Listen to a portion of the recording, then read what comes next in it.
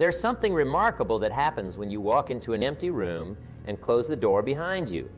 The noise stops, the opinions fade away, and for perhaps the first time all day, you can hear your own voice again.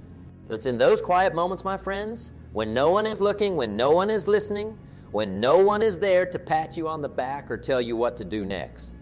That's where winning begins. I've spent 50 years studying success, and I keep coming back to this truth. Before you can win in the marketplace, you must first win in the mirror.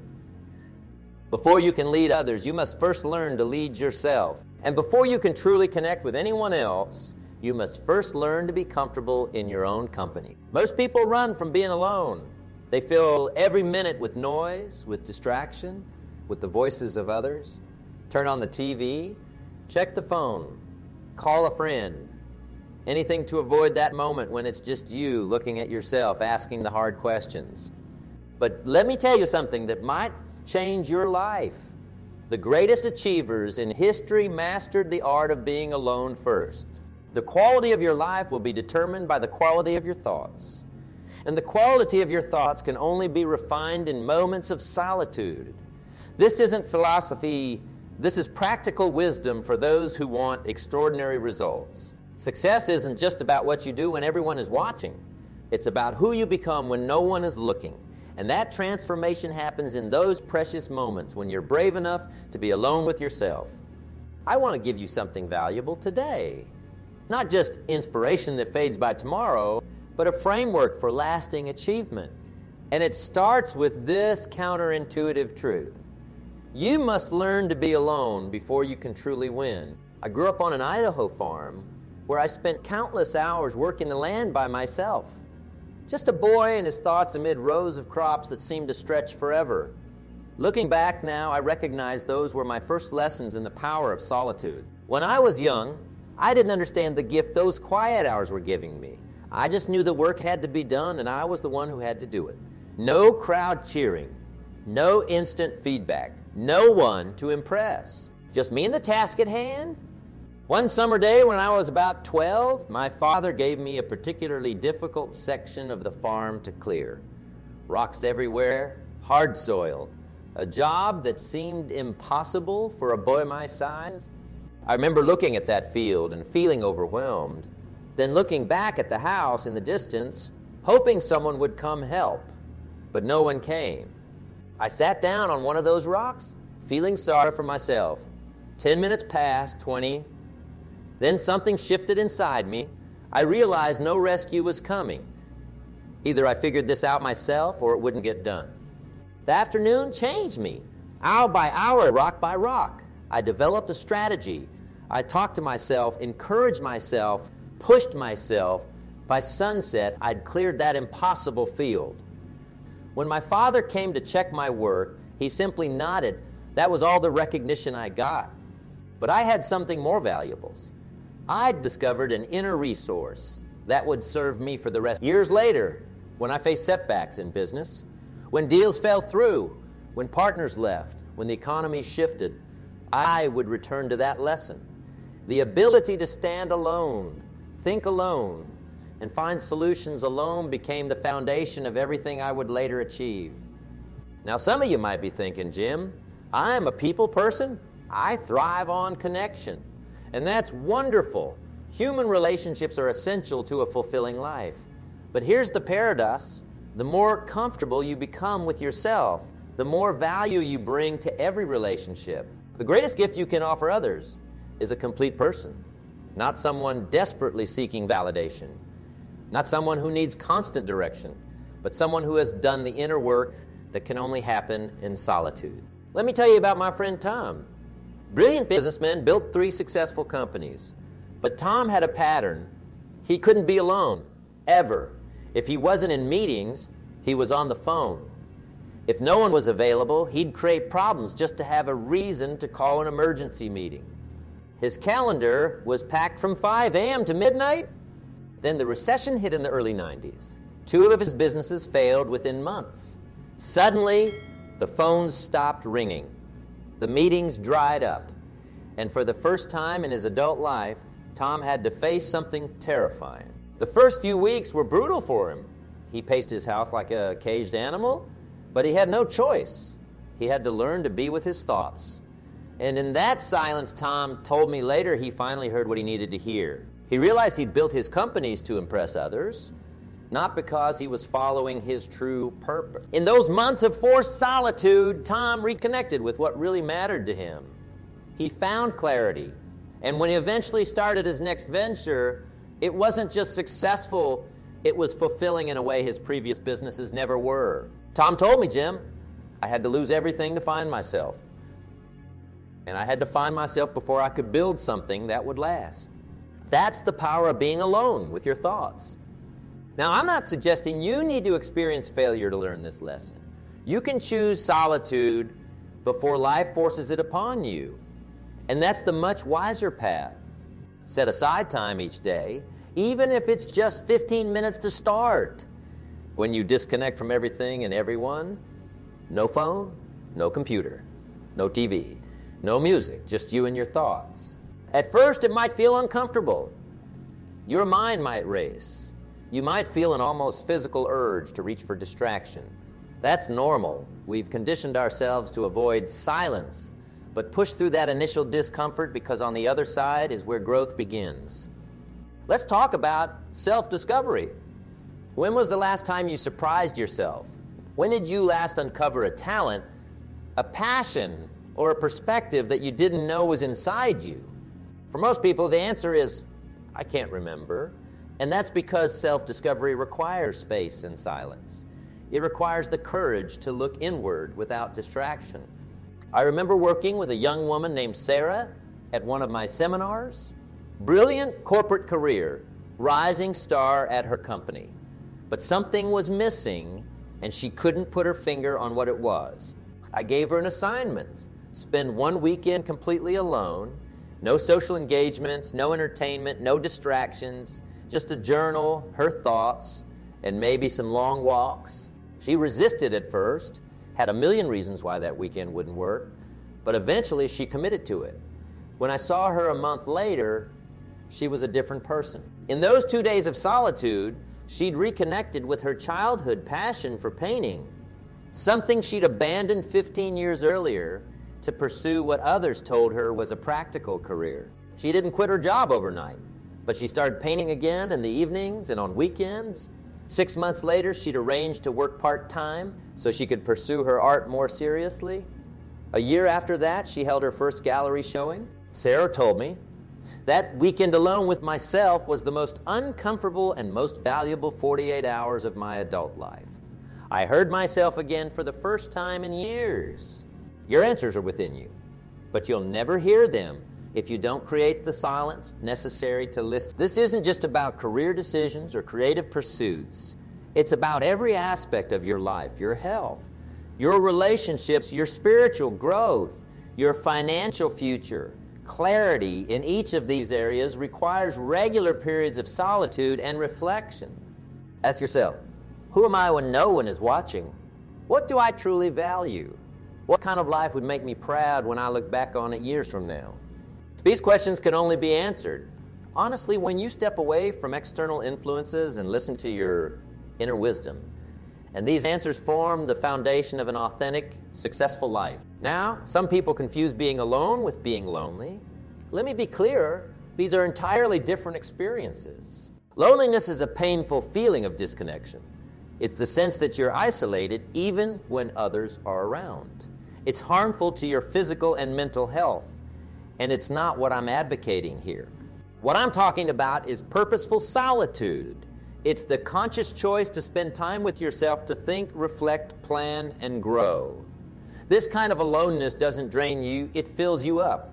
It doesn't disconnect you from others. It helps you connect more meaningfully when you're with them.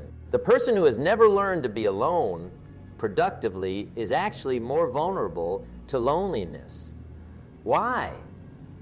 Because they haven't developed a healthy relationship with themselves. They're dependent on others for their sense of worth, for direction, for motivation. True strength comes from knowing you can stand on your own, not because you want to be alone forever, but because you've built an inner foundation that doesn't crumble when external support isn't available. Think about the times in your life when you've faced your biggest challenges. Chances are, in those crucial moments, you were essentially alone. Others might have offered advice or encouragement, but the decision, the action, the perseverance, that had to come from within you. This is why learning to be alone is so crucial to winning. Life's biggest tests don't announce themselves in advance. They show up unexpectedly, and they rarely arrive when your support system is perfectly aligned to help you. The person who has practiced being alone, who has developed inner resources, who knows how to motivate themselves, who can think clearly without consensus, that person has an enormous advantage when challenges arise. Let me tell you about inner strength. It's built in private before it's ever displayed in public. Think of an athlete training when no one is watching. The champion isn't made on game day with the crowd cheering. The champion is made at 5A in an empty gym, pushing through one more rep when there's no one there to be impressed. Your success works the same way. The public victories, the promotion, the successful business, the financial freedom, these are preceded by 1,000 private victories that no one ever sees. Every time you choose discipline over distraction, when you're alone, you're building inner strength. Every time you confront a difficult question instead of avoiding it, you're building inner strength. Every time you keep a promise to yourself when no one would know if you broke it, you're building inner strength. I had a mentor early in my career who gave me valuable advice. He said, "Jim, never ask someone else to do something you haven't done yourself in private." At the time, I didn't fully grasp what he meant. But over the years, I've seen the wisdom in those words. I once challenged a group of executives to spend an entire Saturday by themselves. No calls, no meetings, no social media, no structured entertainment. Just a day with their own thoughts. The feedback was fascinating. Wells found the first few hours excruciating. But by the end of the day, many had experienced breakthroughs in problems they'd been wrestling with for months. One CTO told me it was the first time in 15 years he'd spent a day without managing other people's needs and expectations. "I remembered who I am," he said, "not just what I do." When you learn to enjoy your own company, something shifts. You stop making decisions based on avoiding discomfort and start making decisions based on your true values. You become less reactive and more intentional. And here's another benefit. When you genuinely enjoy your own company, you bring a different energy to your relationships. You come from fullness rather than need. You can give without depletion because you know how to replenish yourself. My friends, if you can't stand to be alone with yourself, why would you expect others to enjoy your company? That might sound harsh, but it's a question worth considering. The person who's learned to be comfortable in solitude brings something special to every room they enter, groundedness, a presence, a security that's rare and valuable. Start small if you need to. Take yourself to lunch without your phone. Go for a walk without earbuds. Sit in a comfortable chair for 15 minutes and just be with your thoughts. Notice what arises. Practice being curious rather than judgmental about your own mind.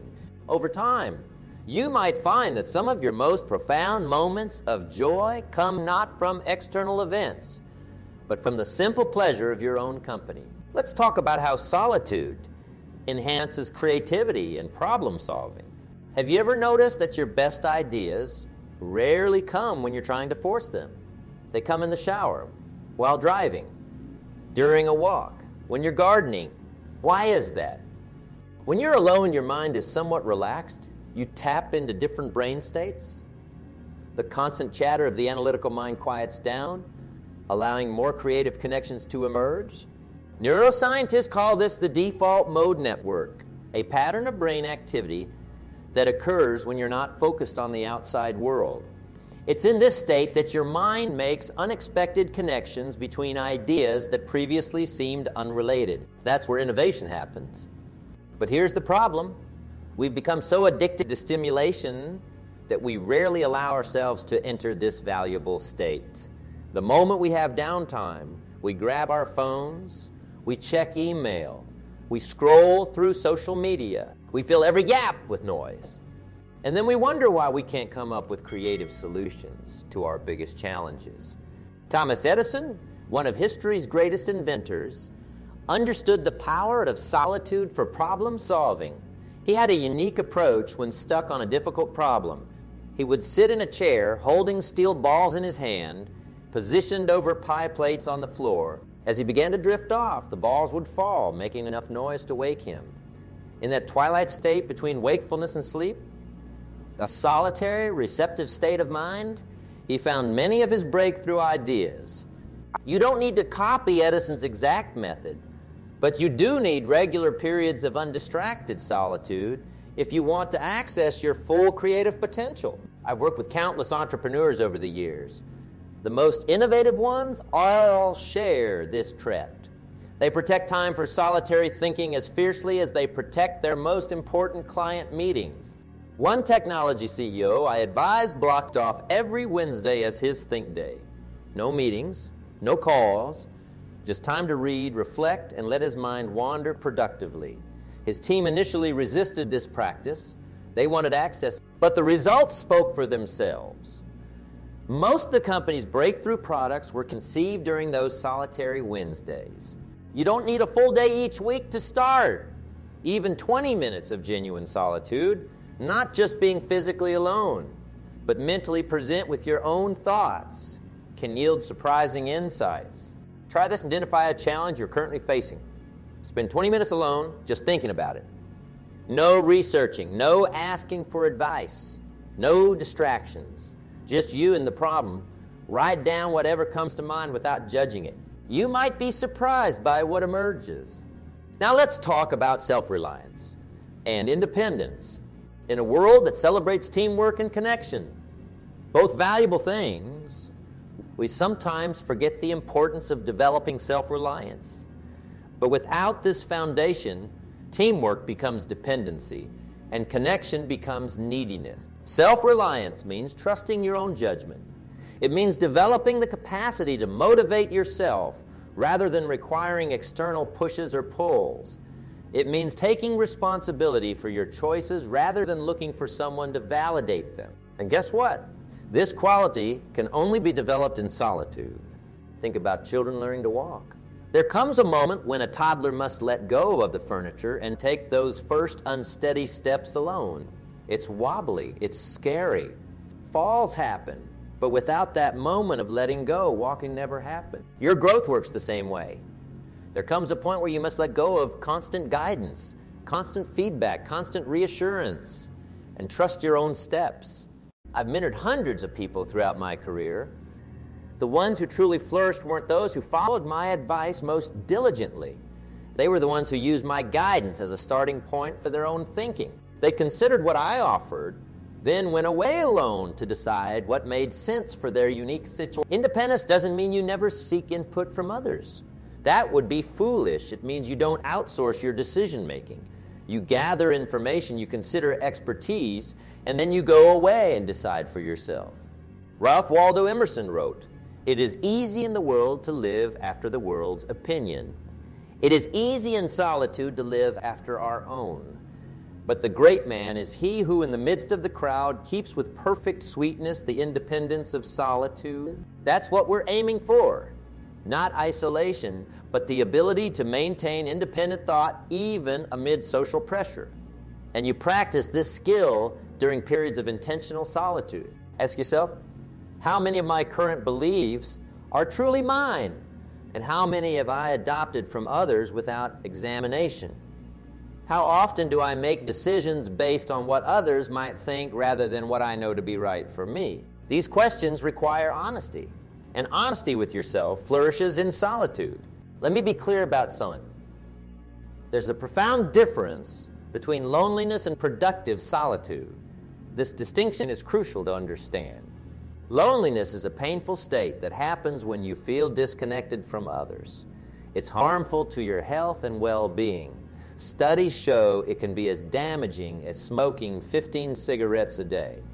That's not what I'm advocating. Productive solitude, by contrast, is a chosen state that leaves you feeling energized and clear. It strengthens your connection to yourself and paradoxically enhances your ability to connect meaningfully with others. The key difference isn't whether you're physically alone You can feel lonely in a crowd and connected while in solitude. The difference is in the quality of your relationship with yourself. A person experiencing loneliness is often running from themselves, desperately seeking external validation or distraction. A person practicing productive solitude is turning toward themselves with interest and care. I think of it like this. Loneliness is being stuck in an empty room with someone you don't like. Productive solitude is enjoying quality time with your best friend. The physical situation might look identical from the outside, but the internal experience is worlds apart. Many people avoid being alone because they've only experienced the first version. They've never developed the self-relationship that makes the second version possible. If you find yourself constantly uncomfortable when alone, that's valuable information. It doesn't mean you should avoid solitude. It means you need to heal your relationship with yourself. Start by approaching yourself with the same kindness you would show a good friend. Notice your self-talk. Would you speak to someone you care about the way you speak to yourself? If not, that's a place to begin. Practice curiosity, rather than judgment about your thoughts and feelings. Instead of, I shouldn't think that, try. I wonder why that thought came up. Gradually, being alone becomes less about escaping an uncomfortable internal experience and more about enjoying a rich conversation with a trusted companion, yourself. When you reach this point, you've developed a superpower. You're no longer dependent on external validation for your sense of worth. You don't need constant distraction to avoid your own mind. You've built an inner sanctuary that travels with you everywhere. And from this foundation, true winning becomes possible. Not as a desperate grasping for validation, but as an authentic expression of your unique gifts. Now let's get practical. How do you harness alone time effectively? Here are specific steps you can take starting today. First, schedule solitude like any other important appointment. Don't just hope it happens. Block time in your calendar, even if it's just 20 minutes to start, and protect it as fiercely as you would a meeting with your most important client. Second, create the right environment. Find a space where interruptions are unlikely. Turn off your phone or put it in another room. Let others know you're not to be disturbed unless it's truly urgent. Remove as many distractions as possible. Third, bring focus to your solitude. While unstructured thinking time is valuable, having a specific question or topic can help, especially when you're beginning this practice. What problem are you trying to solve? What decision are you facing? What area of your life needs clarity? Write this focus point down before you begin. Third, capture your thoughts. Keep a journal specifically for your solitude practice. Write without censoring yourself. Don't worry about grammar or organization. Just get the thoughts out of your head and onto paper. This simple act can transform vague musings into concrete insights. Fifth, distinguish between productive thinking and rumination. Productive thinking moves toward clarity and solutions. Rumination is circular thinking that spirals into anxiety or regret. If you notice yourself ruminating, gently bring your attention back to your breath for a few moments. Then return to productive contemplation. 6, practice regularly. Like any skill, the ability to think effectively in solitude improves with practice. Don't get discouraged if your mind feels scattered at first. With consistency, you'll develop greater focus and clarity during these sessions. 7th, gradually increase your comfort with longer periods alone. Start with 20 minutes if that's what feels manageable. Over time, extend to an hour, then perhaps a half day, and eventually a full day of productive solitude. The insights that emerge during extended periods of reflection are often worth their weight in gold. 8, create rituals that signal the beginning and end of your solitude practice. Perhaps it's brewing a special tea before you start, or taking a brief walk to transition back into regular activities when you finish. These rituals help your mind recognize and prepare for this important mental mode. 9th, protect yourself from the cult of busy. Our society often equates constant activity with importance or productivity. Resist this. When someone asks what you're doing on your solitude day and you respond thinking, be prepared for some raised eyebrows. Stand firm in knowing that this practice is essential to your long-term success, even if others don't understand its value. 10th, use solitude to reconnect with your deeper motivations. In the daily rush, we often lose sight of why we're doing what we're doing. Alone with your thoughts, ask yourself, what am I building, and why does it matter? Whose lives will be better because of my work? What legacy do I want to leave? These questions realign your daily actions with your larger purpose. Remember, the goal isn't just to be alone. It's to develop a rich, productive relationship with your own mind. When you achieve this, you gain access to your most valuable resource, your unique perspective and wisdom. I've seen people transform their lives through this practice. Struggling businesses turned around, stalled careers rejuvenated, important relationships healed. Not because these people found some secret strategy, but because they reconnected with their own inner guidance system, something that can only happen in solitude. The answers you're seeking are already within you, but you'll never hear them amid constant noise and distraction. Create the silence necessary to listen, and you might be amazed by what you discover. Now, as we bring this conversation to a close, I wanted to challenge you. Not just to think about these ideas, but to act on them. Success is not an accident. It's the natural consequence of consistently applied disciplines, and learning to be productively alone is one of the most powerful disciplines you can develop. Start today, not tomorrow, not when things slow down, not when it's more convenient. Block 15 minutes in your calendar for solitude. Turn off all distractions. Sit with your thoughts. Write them down. Do this daily for 1 week and notice what shifts. Then gradually extend the time. Work up to an hour, then a morning, then perhaps a full day. The person who emerges from this practice will be clearer, more focused, more self-reliant than the person who began it. And that person will be equipped for a level of success that remains inaccessible to those who never learn to be alone with their thoughts. Remember, before you can win in the marketplace, you must win in the mirror. Before you can lead others effectively, you must learn to lead yourself. And before you can truly connect with anyone else, you must first connect with yourself. The greatest gift you can give the world is a whole person. Not a fragmented person desperately seeking validation. Not a distracted person unable to focus. Not a reactive person driven by every external stimulus.